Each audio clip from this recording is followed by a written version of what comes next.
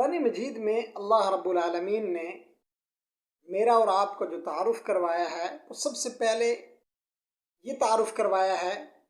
کہ میں نے اس انسان کو ایک ماں اور ایک باپ سے پیدا کیا ہے،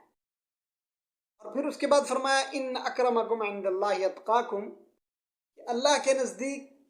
کسی حسب کی، کسی نسب کی، کسی قبیلے کی، کسی قوم کی، کسی برادری کی اس وقت تک اہمیت نہیں ہوتی جب تک کہ اس کی زندگی کے اندر تقویٰ آ جائے۔ سورہ حجرات جب ہم پڑھتے ہیں اللہ رب العالمین نے ارشاد فرمایا یا ایھا الذین آمنوا لا یسخر قوم من قوم عسى ان یکونوا خیرا منهم ولا نساء من نساء عسى ان یکن خیرا منهن ولا تلمزوا انفسکم ولا تنابزوا بالالقاب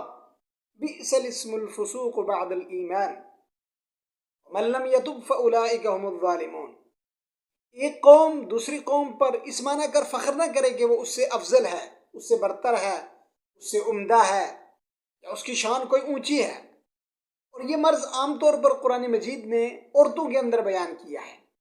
کہ یہ برتری اور ایک دوسری کو کوسنا اور اپنے آپ کو اونچا سمجھنا، اپنے آپ کو برتر سمجھنا۔ ولا نساء من نساء عسى ان يكن خيرا منهن ولا تلمزوا انفسکم ولا تنابزوا بالالقاب بئس الاسم الفسوق بعد الایمان ومن لم يتب فاولئک هم الظالمون۔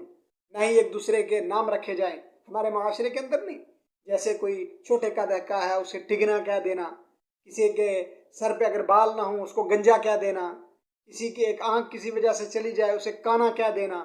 فلاں کانا ہے، فلاں ٹھگنا ہے، فلاں گنجا ہے،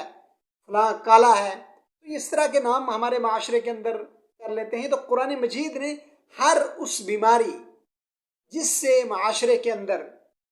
ایک قسم کی تخریب کاری پیدا ہو، معاشرے کے اندر فساد پیدا ہو، معاشرے کے اندر بگاڑ پیدا ہو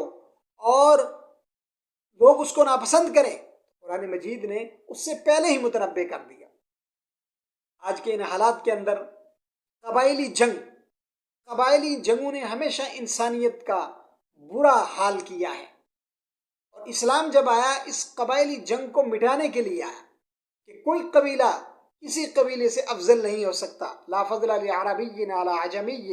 ولا لعجمی علی عربی الا بالتقوی کلکم من آدم وآدم خلق من التراب، کہ کسی عربی کو عجمی پر، کسی عجمی کو عربی پر، کسی کالے کو گورے پر، کسی گورے کو کالے پر کوئی فضیلت نہیں ہے الا بالتقوی، مگر فضیلت کی چیز جو ہے وہ تقوی ہے،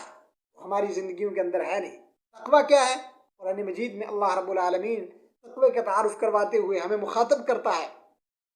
یا ایھا الذین آمنوا اتقوا اللہ حق تقاتی ولا تموتن الا وانتم مسلمون۔